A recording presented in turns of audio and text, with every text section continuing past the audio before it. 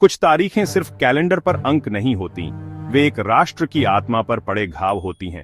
13 अप्रैल 1919 भारत के लिए ऐसी ही एक तारीख थी। प्रथम विश्व युद्ध के बाद ब्रिटिश राज ने रॉलेट एक्ट लागू किया, एक काला कानून जिसने भारतीयों से उनके बुनियादी अधिकार छीन लिए।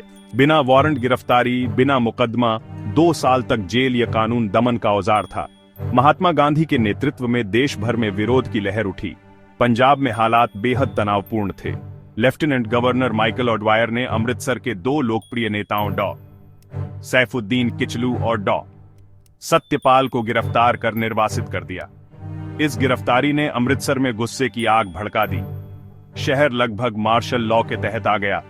कमान संभाली ब्रिगेडियर जनरल डायर ने सभी सार्वजनिक सभाओं पर पाबंदी लगा दी, लेकिन सूचना हर किसी तक नहीं पहुंची। एक शांतिपूर्ण सभा की योजना थी और एक निर्दयी कमांडर उसका इंतजार कर रहा था। अमृतसर की फिजा में अनिष्ट की आशंका घुली हुई थी। 13 अप्रैल बैसाखी का दिन, खुशियों का त्योहार। हजारों लोग अमृतसर के जलियांवाला बाग में इकट्ठा हुए। कईयों को सभा पर पाबंदी की जानकारी नहीं थी। बाग चारों ओर से ऊंची दीवारों से घिरा था, सिर्फ एक मुख्य द्वार खुला था। लोग शांतिपूर्ण विरोध या त्योहार मनाने आए थे, निहत्थे, मासूम, अनजान। लगभग 4:30 बजे जनरल डायर 50 सैनिकों और मशीन गनों के साथ पहुंचा।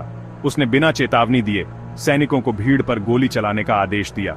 गोलियां सीधे भीड़ के सबसे घने हिस्सों पर चलाई गईं, हवा में नहीं, लोगों पर। भगदड़ मच गई, लेकिन निकलने का कोई रास्ता नहीं था।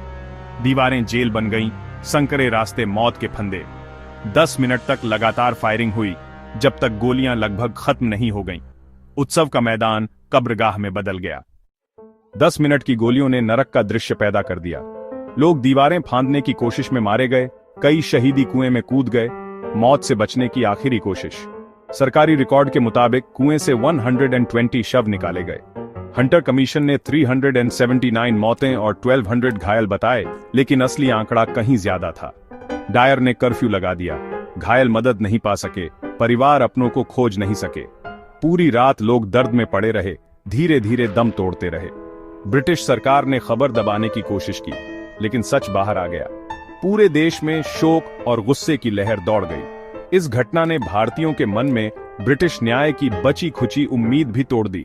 महात्मा गांधी के लिए यह निर्णायक मोड़ था, असहयोग आंदोलन की शुरुआत। उसी बाग में एक अनाथ बालक था, शेर सिंह, जिसे दुनिया बाद में ऊधम सिंह के नाम से जानती है। उसने नरसंहार अपनी आंखों से देखा और वहीं बदला लेने की कसम खाई। अगले 2 दशकों तक उसका जीवन सिर्फ एक मिशन बन गया, न्याय। जनरल डायर तो मर चुका था, लेकिन ऊधम सिंह ने असली जिम्मेदार माना माइकल ऑडवायर को। 1940 में लंदन के कैक्सटन हॉल में ऊधम सिंह ने ऑडवायर को गोली मार दी। उसने भागने की कोशिश नहीं की, गिरफ्तारी दी। अदालत में उसने जालियांवाला बाग के जुल्म की कहानी दुनिया को सुनाई। उसने कहा, मैंने बदला लिया, क्योंकि वह असली दोषी था। 31 जुलाई 1940 को ऊधम सिंह को फांसी दी गई। उसकी कुर्बानी ने शहीदों की याद को अमर कर दिया।